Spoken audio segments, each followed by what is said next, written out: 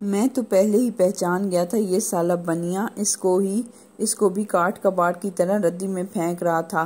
करम बख्श ने फसाना आज़ाद की 4 जिल्दों को झाड़ पोंछ कर आंखों से लगाया और इन्हें एक तरफ बुलंदी पर रख दिया। अब करम बख्श ने हुक्म सादिर किया कि मैं सारी किताबों को देख भाल कर दीन इस्लाम की किताबें अलग कर लूँ।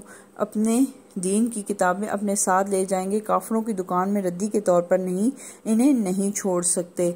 मैंने बड़ी मेहनत से जायजा लेकर कोई 30 किताबों का इंतखाब किया। मोहम्मद हुसैन आज़ाद की आबे हयात, डिप्टी नज़ीर अहमद की मिनातुल उरूस अयामा और रुयाए सादका, अब्दुल हलीम शरर की फतह उंदलस, फ्लोरंडा, मलकुल अजीज वर्जना, हुस्ने अंजलीना और फिरदौसे बरी, मोहम्मद अली तैयब की राम प्यारी, महमूद मियाँ रौनक की हातिम बिन तय उर्फ अफसर सखावत, हाफिज मोहम्मद अब्दुल्ला की अलादीन खुश नसीब उर्फ चराग़ मुजीब, महशर अम्बालवी की आले ज़ोरऐन और रतन नाथ सरशार के फसाने आज़ाद की 4 जिल्दें मिलाकर कुल 18 किताबें ये हुई। बाकी 12 जासूसी नावल थे जो फजल बुक डिपो लाहौर ने शाया किए थे। इनमें से 5 नावलों का तर्जमा तीरथ राम फिरोजपुरी ने अंग्रेजी जुबान से किया हुआ था। करम बख्श इन किताबों को अपनी चादर में बांधने लगा तो माघी राम ने उसे झड़क कर कहा, ये क्या बांध रहे हो बे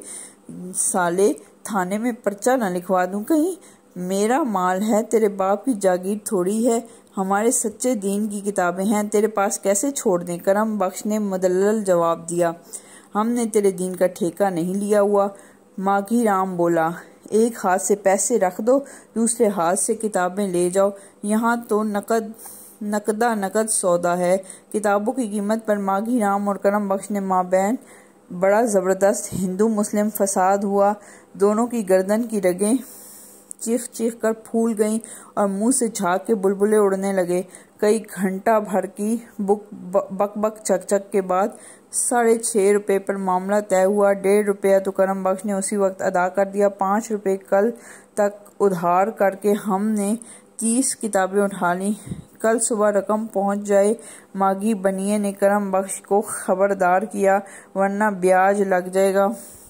किताबें लेकर हम सीधे अपने बैठक में आए। ये घर से काफ़ी दूर मस्जिद के बिल्कुल साथ 2 पक्के कमरे थे जिन्हें आम तौर पर मर्दाना मेहमान खाने के तौर पर इस्तेमाल किया जाता था। करम बख्श ने एक अलमारी साफ़ की और मैंने बड़े एहतराम से किताबों को इसमें सजा तो दिया, लेकिन साथ ही ये फिक्र भी दामन गी रही कि कल सुबह तक माघी राम को अदा करने के लिए 5 रुपये कहाँ से आएंगे।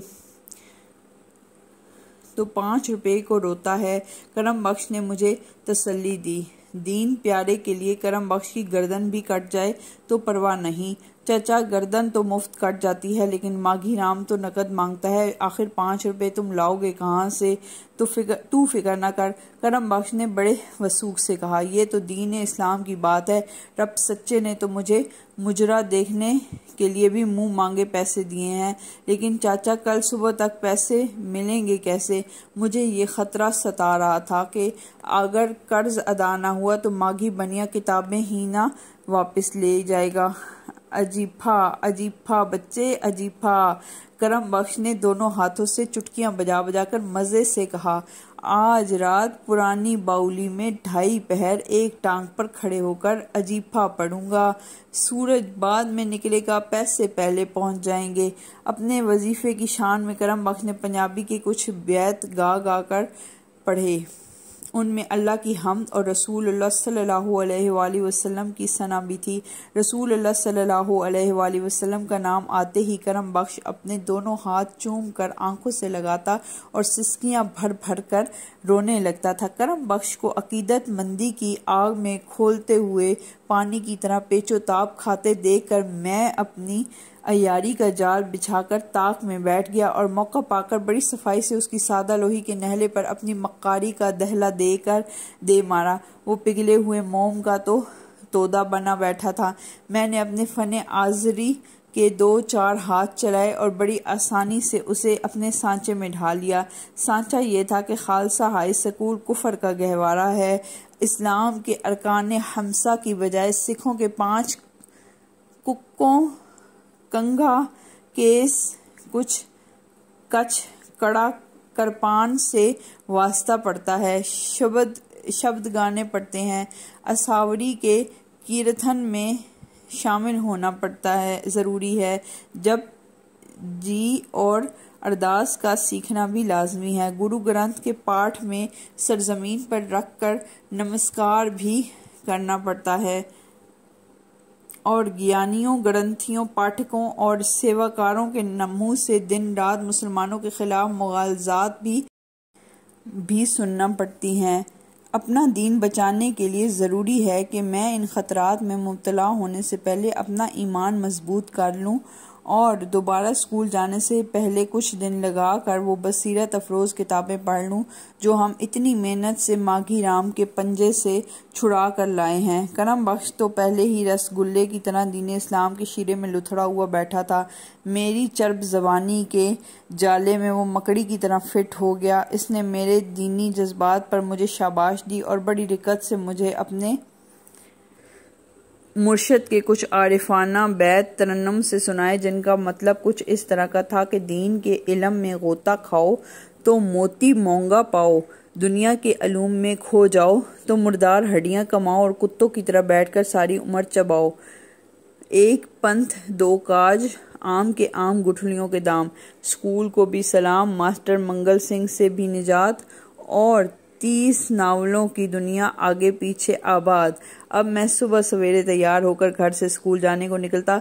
करम बख्श मुझे बैठक में बंद करके बाहर से ताला लगा देता। दोपहर के वक्त वो कुछ रोटियों पर ताज़ा मक्खन और शक्कर डाल के मुझे दे जाता और 4 बजते ही मैं बस्ता बगल में दबाए मस्कीन सूरत बनाए पाबंदी से घर पहुंच जाता। करम बख्श ने हेडमास्टर सूरज सिंह को जाकर बता दिया कि मास्टर मंगल सिंह की पिटाई के खौफ से बच्चे का दिल दहल गया है, इससे ताप चढ़ता है, तंदुरुस्त होते ही स्कूल आना शुरू कर देगा। कोई 3 हफ्ते में इसी तरह किरमे किताबी बनकर अपनी बैठक में मुतकिफ रहा। जितनी मेहनत मैंने उन अयाम में की है सारी उम्र फिर कभी नहीं की। 20-22 दिन के बाद जब मैंने दोबारा स्कूल जाना शुरू किया तो हब से दम करने वाले जोगियों की तरह मेरी काया कलिप हो चुकी थी। मास्टर मंगल सिंह के खौफ से जुबान में लकनुत की जगह आबे हयात के पुरशुकूह फिक्रे फराटे भरने लगते थे। तन्हाई में मेरी हदीस नफ्स भी अब्दुल हलीम शरर और रतन नाथ सरशार की इबारत में होने लगी। क्लासरूम में ताबड़तोड़ 3-4 जवाब मजमून लिखकर मैंने अपना सिक्का कुछ ऐसा बिठा लिया कि कभी कभी मास्टर मंगल सिंह उर्दू का सबक मेरे सुपुर्द करके खुद गायब हो जाते थे। 4-5 हिंदू लड़के तो आराम से सबक पढ़ लेते थे, लेकिन सिख तालिबे इल्म अलग बैठकर बड़ा ऊधम मचाते थे। सबक के दौरान वो जो बोले सो निहाल, सत श्री अकाल के नारे लगाते रहते थे और आखिर में खड़े होकर जोर जोर से डस्क बजाते थे और मेरी तरफ मुक्के तान तान कर अपना मखसूस कौमी तराना गाते थे। राज करूँगा खालसा, बाकी रहे नाकू। कुछ अरसा के बाद सिंह सभा का त्यौहार आया। ये सिखों का सालाना मेला था जो चमकौर साहिब में लगा करता था। इस मौका पर सिखों का एक दीवान भी मुनक्कद होता था जिसमें सिख पंथ की शान और गुरु साहिबान की अजमत पर बड़ी धुआंधार तकरीरें होती थीं। इस साल खालसा हाई स्कूल की तरफ से दीवान में गुरु नानक पर मजमून पढ़ने के लिए मेरा इंतखाब हुआ। मैंने अब्दुल हलीम शरर के नावलों से शुजाअत, सखावत और ज़कावत के किस्से निकाले। रतन नाथ सरशार से मियाँ आज़ाद का दमखम उड़ाया। अल्फाजो बयान की शौकत मोहम्मद हुसैन आज़ाद से ली और कई किताबों के सफ़े नकल करके इनमें मुनासिब तरमीम तहरीफ के बाद एक सतरंगी खलत फ़ाखरा तैयार करके गुरु महाराज श्री नानक देव को पहना दी। मजमून के आखिर में गुरु नानक की मद्दाह में 20 अशार का एक मंजूम कसीदा भी था। इस कसीदे की तैयारी में महशर अम्बालवी की तसनीफ आले ज़ोरैन से बड़ी मदद मिली। ये किताब दरअसल आराई बरादरी की तारीख थी जिसमें फाजिल मुसन्निफ ने इस कौम की अरब के एक नजीबुल तरफ़ैन कबीले ज़ोरैन की आल औलाद साबित किया था। अजीब व गरीब तारीखी हक़ाइक़ और शवाहिद के अलावा इस किताब में आराइन की अज़मत व फजीलत पर बहुत सी नज़में भी थीं। बहर तवील में एक नज़म मुझे पसंद आई। मैंने इसमें बुलबुलाने बेनज़ीर, सुलाने हमसफ़ीर जैसी तरकीबें हज़फ कर दी और इनकी जगह गुरु नानक देव के जुमले अलकाब व सिफ़ात को ठोंस कर एक शानदार कसीदा तैयार कर लिया।